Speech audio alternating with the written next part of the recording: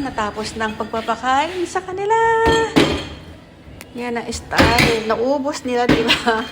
Ganyan sila kumain. Talagang hindi magtitira. Yan. Huhugasan na natin yan. Tapos, pagkatapos niyan, magpapainom tayo ng gamot. Gamot-gamot nila, gamot-gamot-gamot.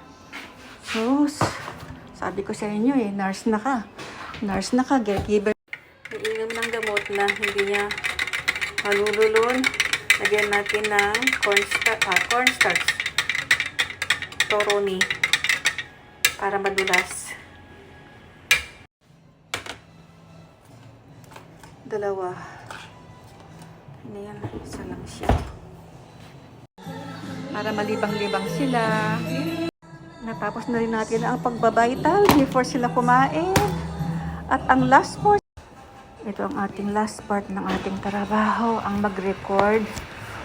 I-record natin lahat ng kinain nila today.